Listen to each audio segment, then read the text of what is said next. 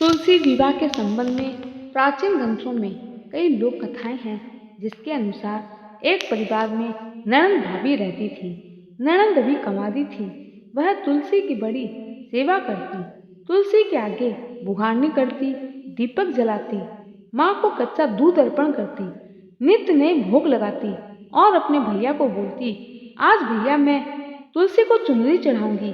कभी भैया को बोलती, आज मुझे तुलसी का श्रृंगार करना है, मुझे 16 श्रृंगार ला दो। भाई भी बड़ा खुश होता और अपनी बहन को जो बोलती ला देता, पर भाभी को यह फूटी आंख नहीं सुहाता। कभी कभी तो वह गुस्से में कहती, जब तेरा विवाह होगा तो तुलसी ही खाने को दूंगी तथा तुलसी ही तेरे दहेज में दूंगी। एक दिन माँ तुलसी की कृपा से बहन का अच्छे घर में संबंध हो गया। विवाह की तैयारी होने लगी। यथा समय जब ननंद की शादी हुई तो उसकी भाभी ने बारातियों के सामने तुलसी का गमला फोड़ कर रख दिया। भगवान की कृपा से वह गमला स्वादिष्ट व्यंजनों में बदल गया। गहनों के बदले भाभी ने ननंद को तुलसी की मंजरी पहना दी तो वह सोने के आभूषण में बदल गई। वस्त्रों के स्थान पर तुलसी का जनेऊ रख दिया तो वह रेशमी वस्त्रों में बदल गया। ससुराल में उसके दहेज की बहुत बड़ाई हुई। इस पर भाभी को बड़ा आश्चर्य हुआ और दुख भी, क्योंकि अब ननंद के जाते ही घर में कंगाली आ गई। अब तुलसी को कौन श्रृंगार करता, कौन लाड लडाता, कौन भोग लगाता। भाभी की एक लड़की थी, वो अपनी लड़की से कहती, तू भी तुलसी की सेवा किया कर, तुझे भी बुआ की तरह फल मिलेगा। पर माँ ने कभी अपनी लड़की को तुलसी पूजा करना नहीं सिखाया, इसलिए लड़की का मन तुलसी की सेवा में नहीं लगता। लड़की के विवाह का समय आया तो भाभी ने सोचा, जैसा व्यवहार मैंने अपनी ननंद से किया उसी के कारण उसे इतनी इज्जत मिली, क्यों न मैं अपनी लड़की के साथ भी वैसा ही व्यवहार करूं। उसने तुलसी का गमला फोड़कर बारातियों के सामने रख दिया, परंतु इस बार मिट्टी मिट्टी ही रही। मंजरी व पत्ते भी अपने पूर्ण रूप में ही रहे तथा जनेऊ भी जनेऊ ही रहा।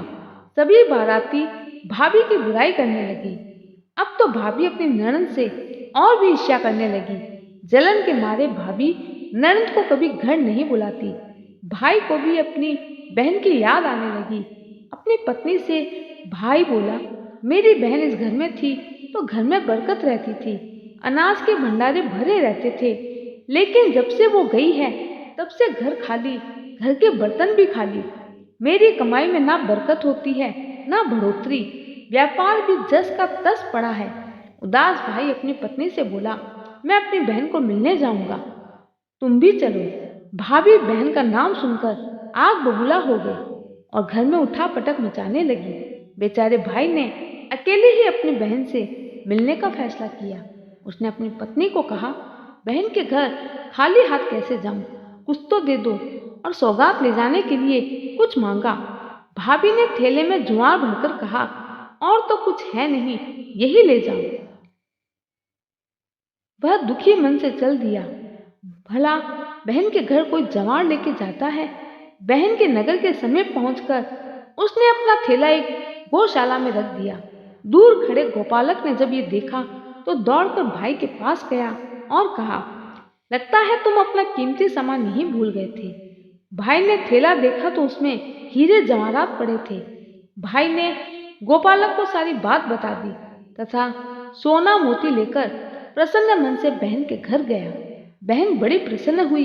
बहन ने भाई का स्वागत किया, तरह तरह के व्यंजन बनाए।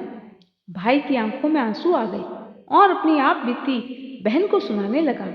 तब बहन भाई को बोली, भैया मेरे घर में आज जो भी है वो माँ तुलसी की कृपा है। हमारे घर में जो था वह भी माँ तुलसी की कृपा थी। दूसरी तरफ भाई की लड़की के ससुराल में देवउठनी एकादशी के अवसर पर तुलसी विवाह का आयोजन रखा गया। सभी लोग पूजा में सम्मिलित हुए। तब भैया की लड़की के पिता और उसकी बुआ भी पूजा में गए। बहन ने अपने भाई की लड़की को 16 श्रृंगार का सामान दिया और तुलसी पूजा का महत्व बताया, जिसे सुनकर भाई की लड़की भी माँ तुलसी की सेवा करने लगी। पूजा करती, माँ को लाड लडाती, जिससे माँ तुलसी की कृपा से लड़की के घर धन धान्य से भर गया।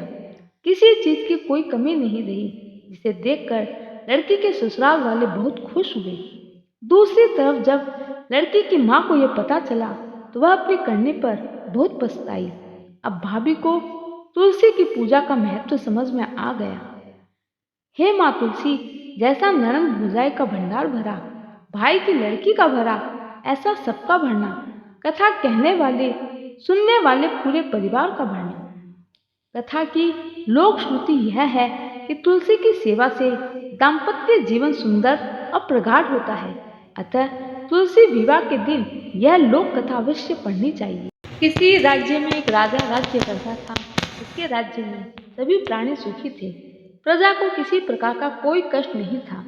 राज्य में एक नियम था, एकादशी के दिन कोई अन्न खाता ना बेचता, सभी फलाहार करते थे। एक बार भगवान ने राजा की परीक्षा लेनी चाहिए। भगवान ने एक अद्भुत सुंदरी का रूप धारण किया तथा सड़क के किनारे सुंदर वस्त्रों से सुसज्जित होकर वहीं पर बैठ गए। तभी राजा का उधर से निकलना हुआ। राजा सुंदरी के रूप को देखकर मंत्र मुग्ध हो गए। राजा ने पूछा, हे सुंदरी, तुम कौन हो और इस तरह यहाँ क्यों बैठी हो? क्या तुम किसी की प्रतीक्षा कर रही हो?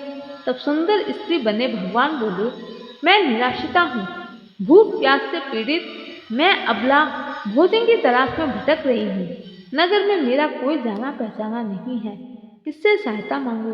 राजा उसके रूप पर मोहित हो गया। वह बोला, तुम मेरे महल में चलकर मेरी रानी बनकर रहो, वहां तुम्हें किसी चीज की कोई कमी नहीं होगी। सुंदरी बोली, मैं तुम्हारी बात मानूंगी, पर तुम्हें राज्य का अधिकार मेरे हाथों सौंपना होगा। राजा सुंदरी के रूप पर मोहित था, उसका स्वयं पर बस नहीं था, अतः उसने उसकी सभी शर्तें स्वीकार कर ली। अगले दिन एकादशी थी। रानी ने हुक्म दिया, बाजारों में अन्य दिनों की तरह ही अन्न को बेचा जाए। प्रजा के लिए ये इतना मुश्किल था, लेकिन रानी के आगे प्रजा का भी बस नहीं था। रानी ने घर में मांस मछली आदि पकवाए तथा परोसकर राजा से खाने के लिए कहा। मजबूर राजा देखकर बोला, रानी, आज एकादशी है, मांस खाना तो दूर की बात है, मैं अन्न भी नहीं खाऊंगा, मैं तो केवल फलाहार ही करूंगा। तब रानी ने शर्त की याद दिलाई और बोली, या तो खाना खाओ, नहीं तो इसी समय सबकी आंखों के सामने राजकुमार का सिर काट लूंगी। लाचार राजा ने अपनी स्थिति बड़ी रानी से कही तो बड़ी रानी बोली, महाराज, धर्म के लिए तो कितने ही राजाओं ने अपने प्राण त्याग दिए, ये तो सिर्फ खाने की बात है। धर्म ना छोड़ें, बड़े राजकुमार का सिर दे दें, पुत्र तो फिर मिल जाएगा पर धर्म नहीं मिलेगा। इसी दौरान बड़ा राजकुमार बाहर से आ गया। माँ और पिता की आंखों में आंसू देखकर वह रोने लगा। पूछने लगा तो माँ ने उसे सारी व्यथा पुत्र के सामने रख दी। राजकुमार बोला, मैं सिर देने को तैयार हूँ, पिताजी के धर्म की रक्षा होगी, जरूर होगी। और राजकुमार ने हंसते हंसते अपना सिर पिता के आगे झुका दिया। राजा दुखी मन से राजकुमार का सिर देने को तैयार हुआ तो रूपवती रानी के रूप में भगवान विष्णु साक्षात प्रकट हो गए। प्रभु के सुंदर स्वरूप को देखकर राजा की आंखों में आंसू आ गए। राजा ने प्रणाम किया। भगवान ने राजा को गले से लगाया और कहा, राजन, तुम इस कठिन परीक्षा में पास हुए। भगवान ने राजा से वर मांगने को कहा तो राजा बोला, आपका दिया सब कुछ है, हमारा उद्धार करें। उस समय वहां एक विमान उतरा। राजा ने अपना राज्य पुत्र को सौंप दिया और विमान में बैठकर परम धाम को चले गए। जय श्री कृष्ण।